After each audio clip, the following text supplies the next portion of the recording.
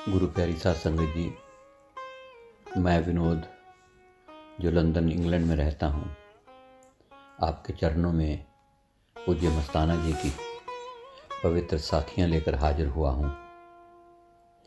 आज हम जिन साखियों की चर्चा यहाँ करेंगे उनकी तफसील कुछ यूँ है। साखी नंबर 1, मन ही मन पुकारा। साखी नंबर 2, पीछा मत करो। साखी नंबर 3, 5 रुपए का नोट। साखी नंबर 4, टांगें जुड़ गईं। साखी नंबर 5, नीम कटवाई। साखी नंबर 6, तय खानों में। साखी नंबर 7, नाम रास्ता नहीं मिलेगा। साखी नंबर 1, मन ही मन पुकारा। एक बार साईं बेपरवाह अलमस्त मौला जी डेरा के अंदर विराजमान थे और डेरा के बाहर एक बहुत ही गरीब बावरिया बीबी मटके की ठीकरी पर रोटी बना रही थी। उस बीबी का ख्याल शहंशाहों के शहंशाह परमपिता साईं जी की तरफ गया और सच्चे दिल से मन ही मन में पुकारा, अंतर्यामी साईं, घट घट के जानी। सतगुरु जी शीघ्र ही गेट की ओर आए और बाहर उस बीबी के पास आ गए और उस बीबी से रोटी मांगी और खाते खाते चलते रहे।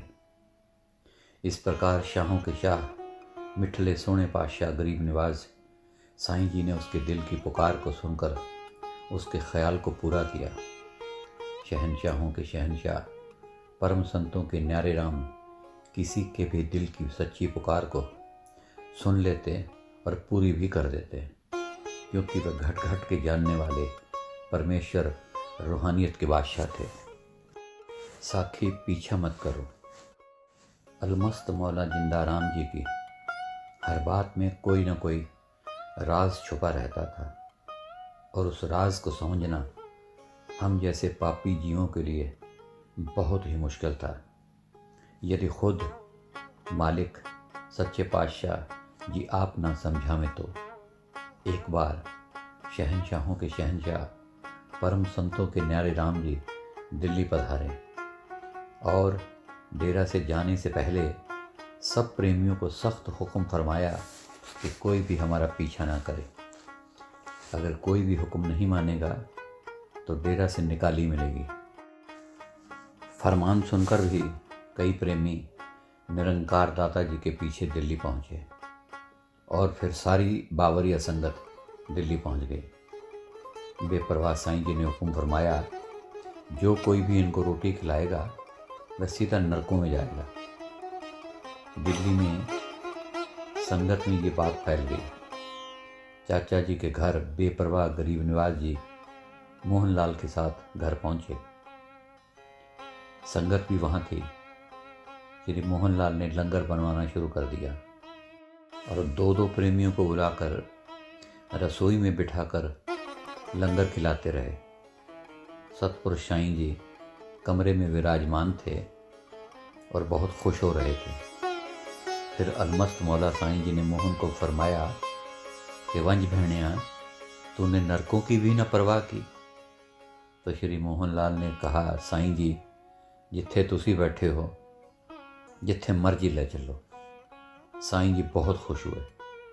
वास्तव में आने वाले प्रेमियों को डराने के लिए कि वो बार बार पीछा ना करें, सच्चे साईं जी ने यह वचन फरमाए थे, परंतु आने वाले प्रेमियों को खुद अंदरूनी तवज्जो देकर खींचते थे। साखी 5 रुपए का नोट। डेरा सच्चा सौदा में एक प्रेमी बंबई से आया। सच्चे पातशाह जी ने उसको नाम रास्ता बख्शा। एक दिन वह गुफा में आया। शहंशाहों के शहंशाह परमेश्वर साईं जी गुफा के अंदर वाले कमरों से एक बोरी लाने के लिए उसको हुक्म फरमाया। वह अंदर गया और ज्यों ही बोरी को उसने उठाया तो नीचे 5-5 रुपए के नोट जो सैकड़ों की तादाद में दिखाई दिए। उसके दिल में ख्याल आया कि अगर वह एक नोट उठा भी ले तो कौन सा पता चलेगा। उसने एक 5 रुपए का नोट उठाया और जेब में डाल लिया। जब बोरी उठाकर वापस लौटा तो निरंकार घट घट के जानी अंतर्यामी जी ने फरमाया, अरे सिर्फ 1 5 के नोट से तेरा काम बन जाएगा, उठाना ही तो था तो थोड़े ज़्यादा उठाता। ये तो काल और माया का खेल है, इस किसी चीज़ ने साथ नहीं जाना, यहीं रह जाना है। जा अब इस नोट को अंदर वहीं जाकर रख दे जहाँ से उठाया था।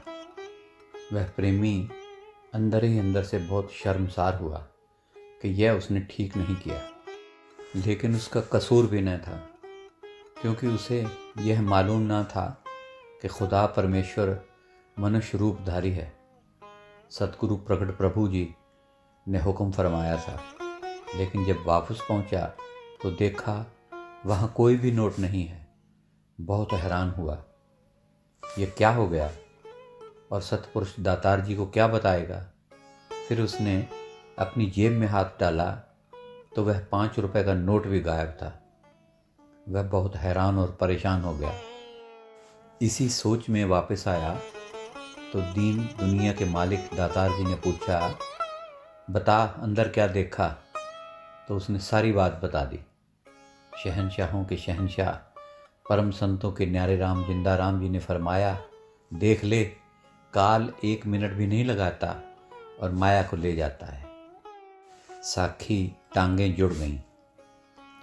एक प्रेमी श्री बनवारी लाल को गठिया की बीमारी हो गई और उसकी दोनों टांगें जुड़ गईं। बहुत इलाज करवाया, परंतु चलना तो क्या, बैठना भी मुश्किल हो गया। हर वक्त दर्द बेपनाह होता।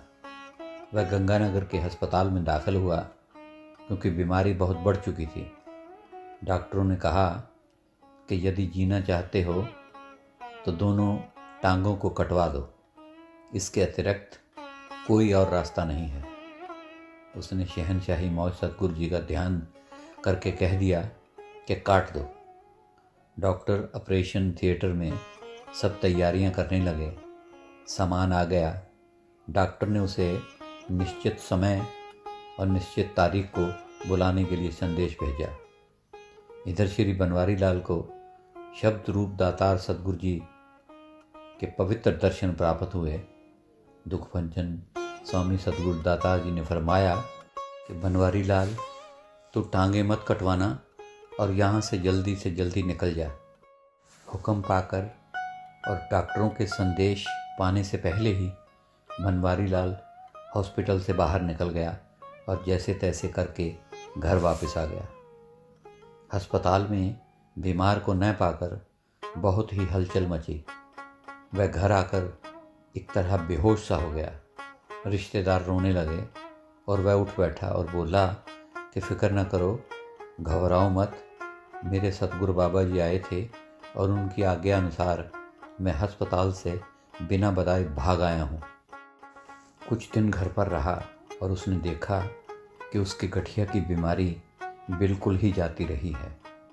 फिर वह डेरा आया और सर्वशक्तिमान दुखभंजन सतगुरु बेपरवाह साईं जी के पवित्र चरणों में आ गिरा और सारी संगत को अपनी बीमारी के बारे में बताया।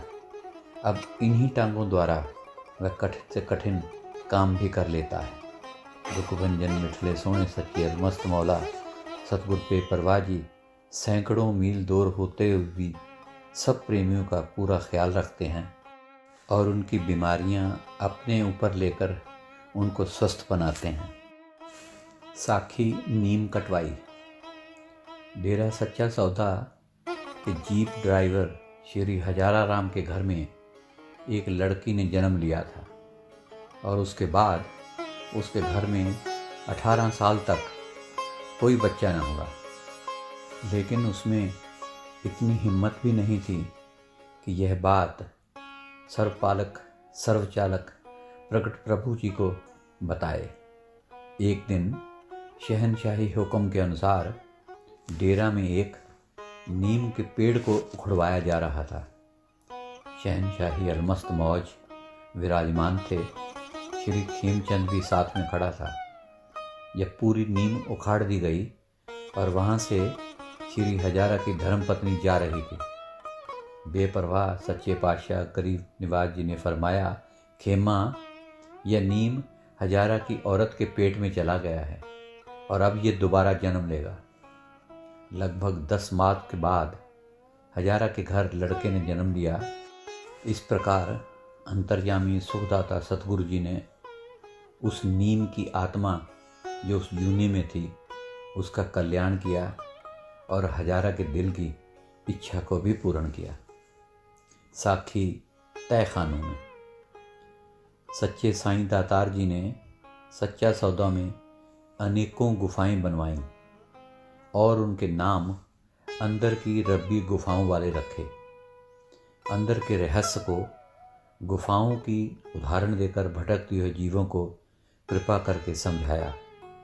कुछ गुफाओं के नाम इस प्रकार थे: सचखंड गुफा, अनामी गुफा, सुनहरी गुफा, बंद गुफा, 10वां द्वार, भंवर गुफा, गोल गुफा, त्रिकुटी। ये सभी गुफाएं बहुत ही सुंदर और अद्भुत प्रकार की बनी हुई थी, परंतु खुद खुदा जिंदाराम परमेश्वर जी सदा एक कच्ची गुफा में रहते थे।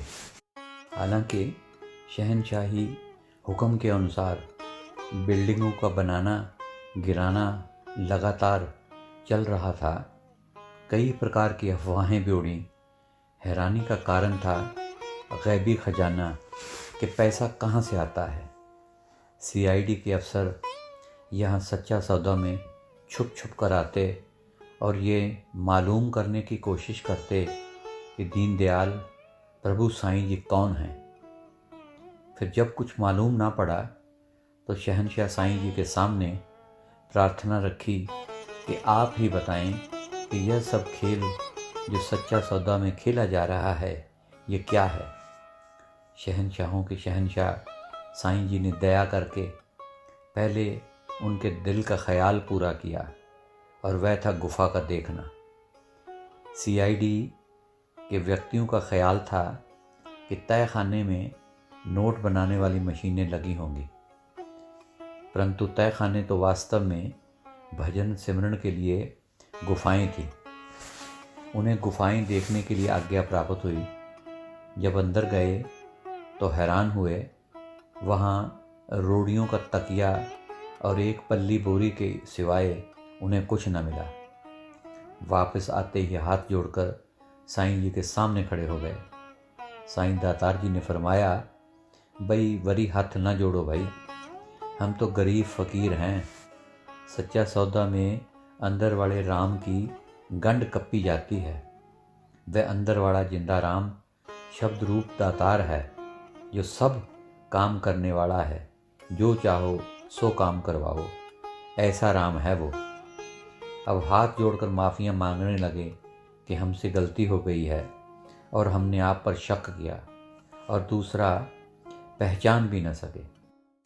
इस पर सतगुरु दीनदयाल दया के भंडार साईं जी ने अपने मुखारबिन से फरमाया, तो वरी तुमने अपनी ड्यूटी पूरी कर दी और देख लिया कि इधर सच्चा सौदा में जिंदा राम जो सब काम करने वाला है क्या क्या करके दिखा सकता है और क्या क्या दिखा रहा है। फिर प्रगट प्रभु साईं जी ने उन्हें गुफा में फिर भेजा और कहा कि जाकर फिर देख के आओ।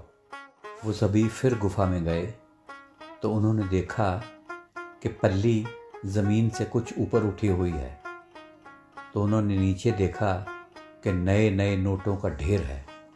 सभी हैरान हुए कि अभी तो हम यहाँ से होकर गए हैं और सब कुछ देखा है, यहाँ पहले तो कुछ भी नहीं था, अब ये इतने सारे रुपए कहाँ से आ गए। वो सभी बाहर आए और सच्ची सरकार साईं जी को बताया कि अंदर नोटों का ढेर लगा हुआ है। सच्ची सरकार साईं जी ने अपने पवित्र मुख द्वारा समझाया कि सच्चा सौदा में सब काम करने वाला जिंदा राम सर्वशक्तिमान प्रभु की ताकत काम कर रही है। सभी सीआईडी वाले अफसर इस कौतक को देखकर हैरान हो रहे थे। निरंकार साईं जी ने उन सीआईडी के अफसरों को दोबारा फिर गुफा में जाने के लिए कहा।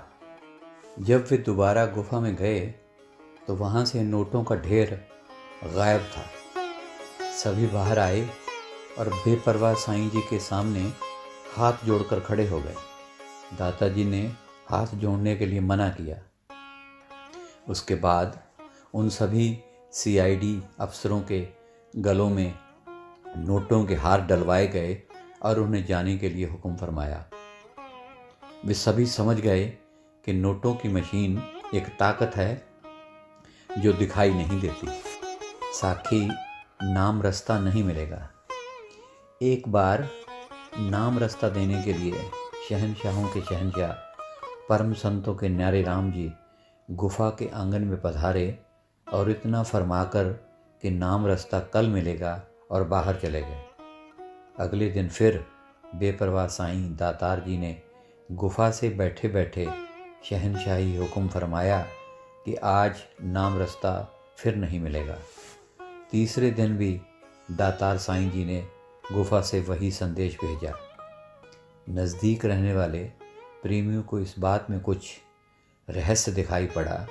डरते डरते शहनशाह जिंदाराम बेपरवाह दातार जी के पवित्र चरणों में ये सवाल रखा कि जिंदाराम परम संतों के न्यारे राम जी, आपने ऐसे पहले तो कभी नहीं किया कि आप गुफा से ही बैठे बैठे फरमाते हैं कि आज नाम रास्ता नहीं देना। 2-3 बार उत्तर के लिए प्रार्थना करने तक सतपुरुष सतगुरु जी ने टालना चाहा, परंतु प्रेमी कहाँ ठहर सकते थे। अंत में अंतर्यामी शहनशाहों के शहनशाह सतगुरु दातार जी ने फरमाया, नाम रास्ता लेने वालों में एक जीव के कर्म बहुत ही भारी हैं और इस जन्म में उसे नाम रास्ता नहीं मिलेगा और वो नाम रास्ते का हकदार नहीं है। बाकी सब हकदार हैं, उनको नाम रास्ता मिल जाएगा। चौथे दिन वह जीव न आया। सतगुरु दातार जी ने बाकी जीवों पर दया करके नाम रास्ते का दान उनकी झोली में डाला। एक बार नाम रास्ता देने के समय शहनशाहों के शहनशाह जिंदाराम जी ने फरमाया कि फ़कीर नाम रास्ता देने के समय बहुत सी दौलत बांटते हैं।